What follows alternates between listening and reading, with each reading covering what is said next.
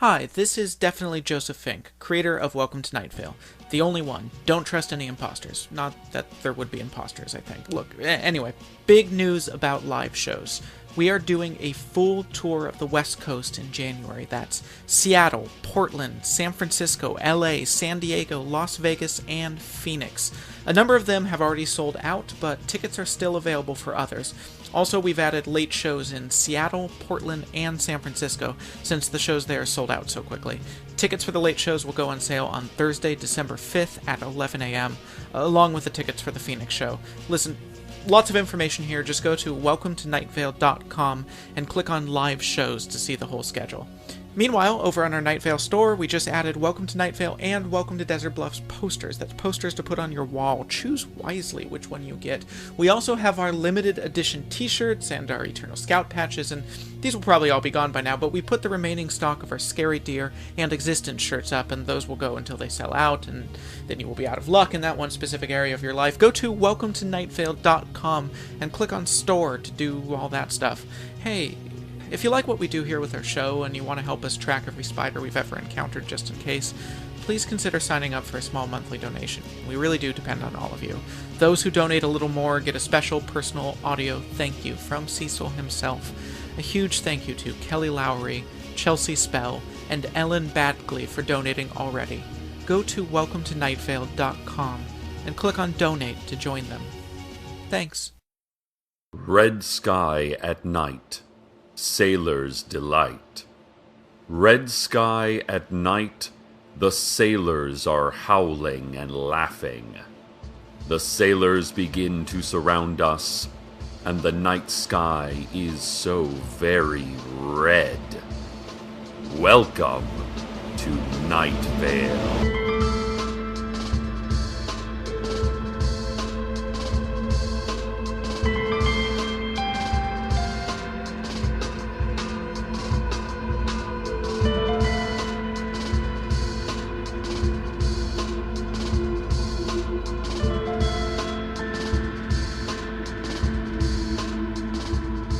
Listeners, I hate to start our program off with sad news, but our new station owner, Strex Corp, handed me a missing child alert right as I walked into the studio. Strex Corp is asking Night Vale citizens to be on the lookout for Tamika Flynn, age 13. She is described as 5'1", stocky build, black hair and dark eyes. Dark. So dark. So wise beyond time. So deep in their understanding that to gaze into them is to gaze into your own death. It is not important where she was last seen or by whom. Why do you need to know that? Why are you asking so many questions? You are taking valuable time away from important and highly fulfilling work at your place of employment, the missing child report reads. Strex Corp asks that anyone with any knowledge of Tamika Flynn's whereabouts should contact Strex Corp headquarters by picking up a phone and talking. Don't worry, you're not hard to find. I asked my new supervisor, Daniel, why it's Strex Corp that is issuing a missing child alert and not Tamika Flynn's family or the sheriff's secret police. But he just started shaking and sparking and humming. Then the hallway got too cloudy and I couldn't breathe, and my show was starting, so I left him alone.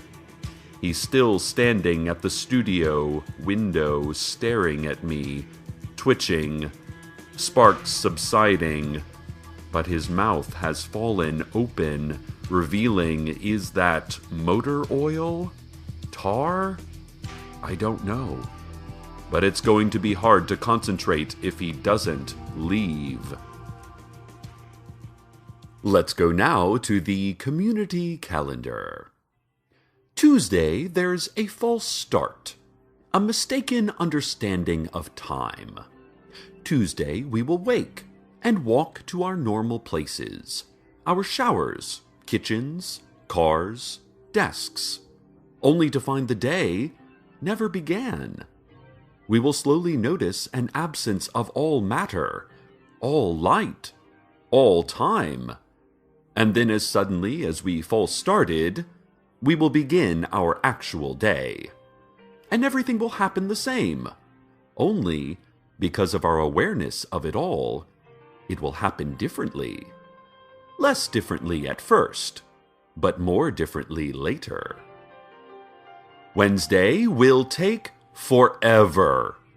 Forever. Not literally, but very near literally. Ugh. Wednesday hasn't even gotten here, and I already want it over with. Thursday, a faint outline of a dull face will appear in the dark as you try to sleep. You will notice its blank stare, its straight, expressionless lips, its thick brow, and the subtle hint of slow, collected breaths. It will seem to be watching you, curious about you, as if it were not from here. It is not from here. You will lock eyes. You will barely be able to make out the face's humanoid features, but you will know, deep down, it is not human. Not human at all. What does it want? You will think. Probably nothing. Let it go. Get some sleep. Friday is an open house at the Night Vale Community College. Thinking of furthering your education? Considering taking winter semester classes? Well, it's a trap. Do not go near the Night Vale Community College this Friday. Ha! Nice try, giant worms. But we know your tricks. Faking a community college open house is very obvious, don't you think? I mean, it was a nice touch, creating a fake press release to get into various news outlets like ours, but we see through you. No, we really do. Your skin is translucent and it's kind of gross. No offense. Saturday, everyone is their own person. You are free to disregard others and recognize yourself as one for once. Pour some wine. Draw a bath. Light some incense. And grab a city-approved novel. It's your time. Sunday will be full of regret. Also joy. Also laughter. Also conversation. Also long stretches of unmemorable moments. It will mostly be that last thing. In your old age, as you look back on your life, if someone were to ask what happened on that Sunday, you remember that one Sunday with the regret and joy and laughter and conversation. If someone were to ask you that, you would be hard-pressed to come up with a single memorable moment from this coming Sunday. This has been the Community Calendar. An update on our missing child report. We just received word that 13-year-old Tamika Flynn is not missing. This word came from Tamika herself. Witnesses said they saw Tamika standing atop the pedestal of one of this town's most historical works of art, the 138-year-old bronze statue of actor Lee Marvin, just outside the Night Vale post office. Tamika told a gathered crowd that she was not missing. She has never been missing. She clarified that she has always been where she has been. She has always been from where she is from. and she will always be going where she is going. Witnesses reported that Tamika had a canvas tote bag full of heavy stones over her left shoulder, a worn-out copy of Willa Cather's Death Comes for the Archbishop in her right rear pants pocket, and that she was still holding the severed head of the librarian she defeated so valiantly in August, saving our town and all of the participants of the library's treacherous summer reading program. As yellow helicopters began to approach her, Tamika shouted to the gathered crowd to stop looking for her. "I am found! I am found! I am found!" she repeated dramatically, rhythmically, the crowd swaying and moved by her homiletic passion. "Stop looking for me and find yourself!" She was last heard crying over the crescendo of helicopters landing. The remaining crowd, still singing her phrases, still undiluted, inadvertently blocked the StrexCorp agents from reaching Tamika before she disappeared in plain sight.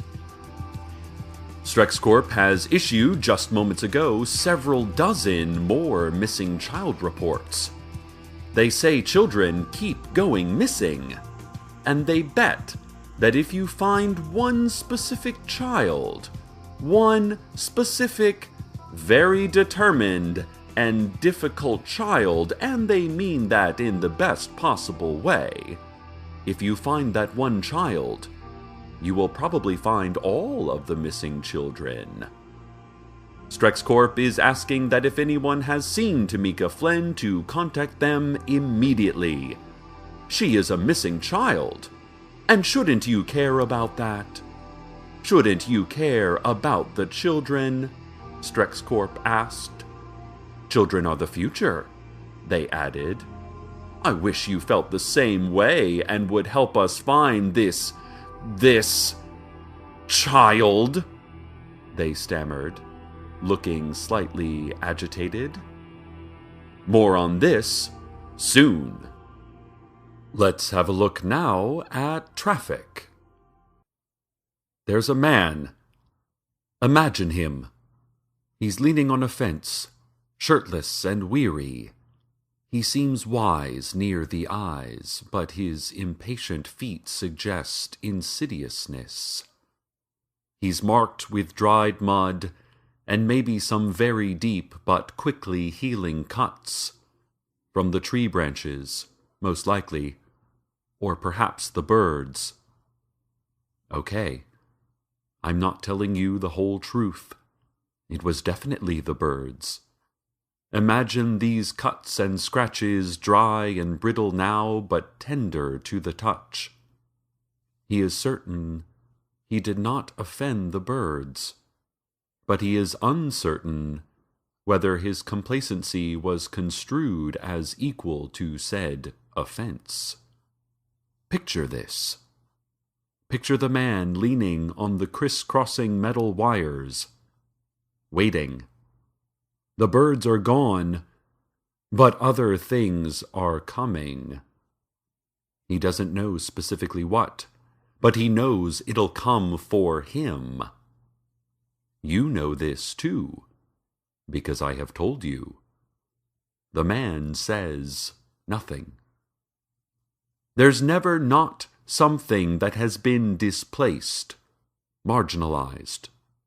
There's never not something that, when feeling pressed to the wall, to a place with no room left to run, gathers its numbers, gathers its forces, and turns savagely on its oppressor, turns viciously, and without inhibition even on those who merely look like its oppressor. Do you catch my meaning? Can you imagine the scene I am explaining? How much of the world makes sense to you? What does it mean to be a hero? To be a human? The man thinks about his heart. It beats. It beats normally. Earlier, it did not beat normally. Think about your own heart. Is it beating normally? Listen. I'll give you a long moment.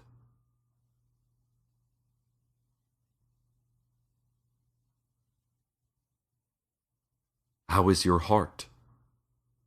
Do you remember the man?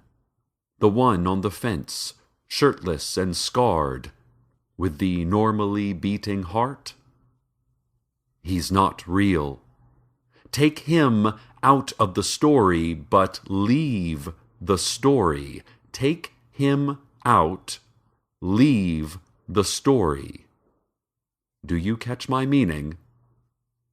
Do you? This has been Traffic. And now a word from our sponsor. Deep, deep, deep in the grass, grass, grass. What grows, grows, grows. Who knows, knows, knows. Strex. Strex.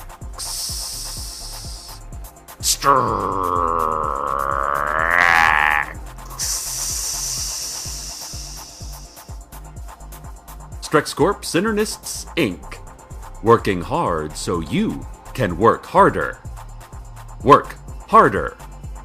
Seriously, work harder. Strex Corp. Get to work. More now on the missing children story. Several helmeted and sunglassed helicopter pilots have stepped forward to announce that they had nothing to do with the missing children.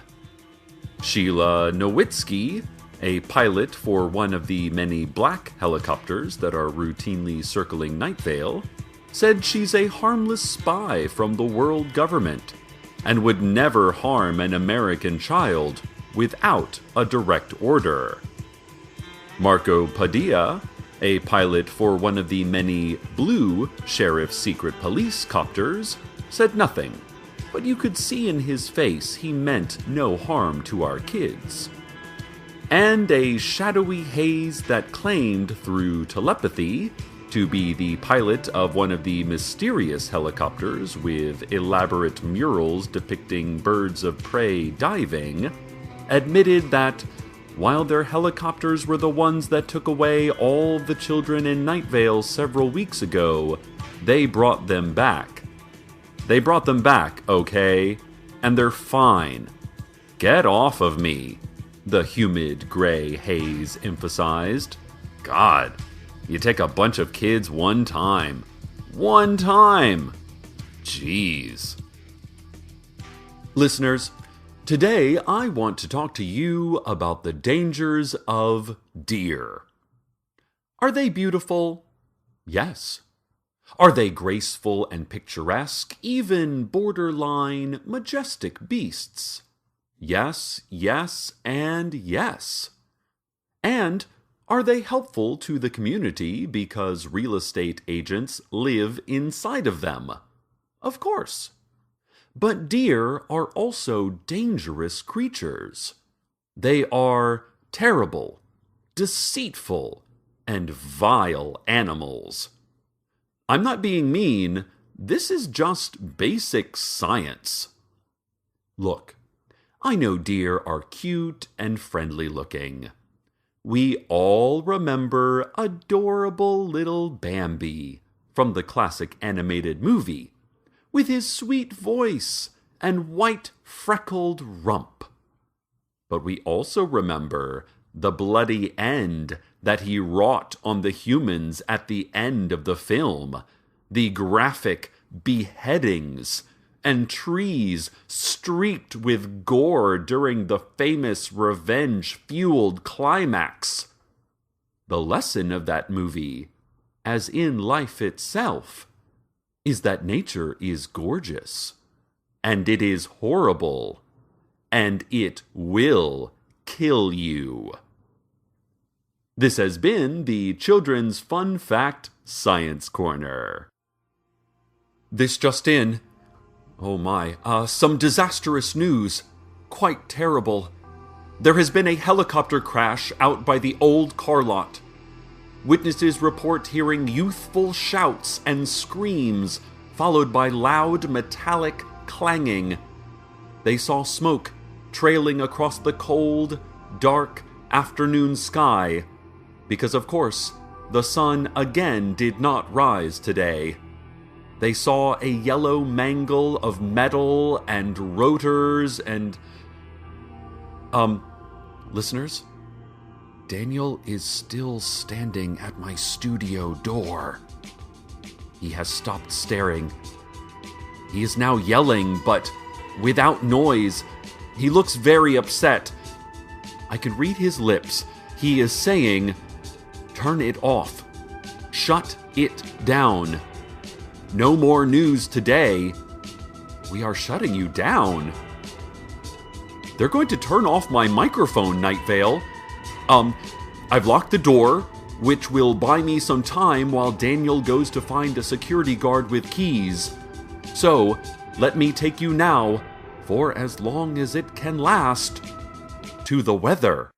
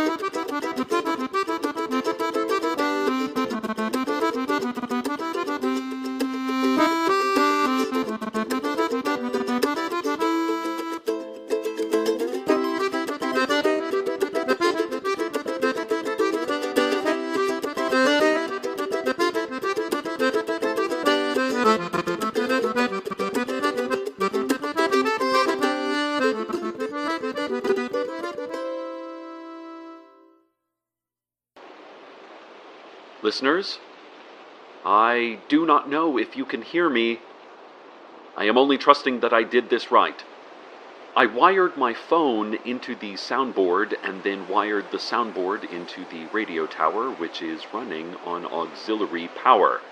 It's a cool trick my childhood best friend Earl Harlan taught me back when we were in Boy Scouts together, earning our subversive radio host badge. I doubt Daniel or any of the news station management can hear me, as they do not like listening to radio shows. Also, I'm hiding up on the roof with my makeshift studio. During the weather, I got word from some witnesses at the helicopter accident. The sheriff's secret police found several large slingshots and heavy stones nearby that matched in size and shape the dents on the helicopter's engine casing. They also found a well-worn and heavily notated copy of Death Comes for the Archbishop by Willa Cather.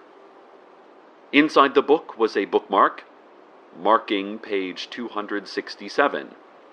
On that page was the underlined phrase, "I shall not die of a cold, my son. I shall die of having lived." And on the bookmark was a handwritten note. It said, "Your pilot is fine. She is ours now. She will return when she is ready, but she will return better. T.F." I do not know if that T.F. stands for our missing girl, our brilliant and bold and missing girl. If station management is listening, I, of course, hope we find Tamika Flynn and bring her home safely. I hope that she will find you first, that is. Remember what I said, listeners, about the traffic, about the birds. Think on that. Think on lots of things. Think about heroes, and whether we should even need them. The answer is, we do not. I sometimes wish I could tell you more, but I cannot. I cannot tell you everything I think you should hear because it is boring, or it is unnecessary, or it is very necessary, but unapproved. There are many reasons I cannot always tell you what I want to tell you, but the main reason is that you need to find it out for yourself. I could preach and teach and shout and explain, but no lesson is as powerful as the lesson learned on one's own. You can do it. You don't need old Cecil telling you what's happening in town. No, I just report the news. I just arrange it. You figure it out. You learn from it. You take action. You create the meaning. It is all up to you.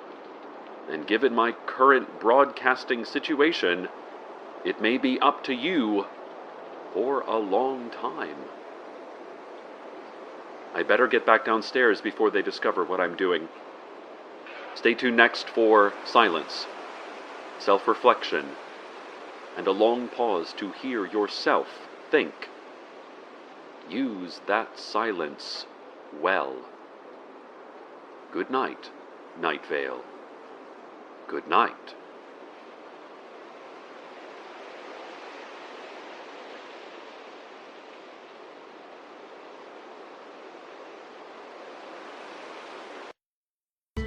Welcome to Night Vale is a production of Commonplace Books. It is written by Joseph Fink and Jeffrey Craner and produced by Joseph Fink. The voice of Night Vale is Cecil Baldwin. Original music by Disparition. All of it can be found at disparition.info or at disparition.bandcamp.com. This episode's weather was Peanuts by Sam N. Ash. Find out more at samnash.bandcamp.com or at facebook.com/samnashband. Comments, questions? Email us at nightvale@commonplacebooks.com or follow us on Twitter at Nightvale Radio. Check out commonplacebooks.com for more information on this show, as well as all sorts of cool Night Vale stuff you can own. And while you're there, consider clicking the donate link. That'd be cool of you. Today's proverb: look, up in the sky. It's a bird. It's a plane. No, it's just the void. Infinite and indifferent. We are so small. So very, very small.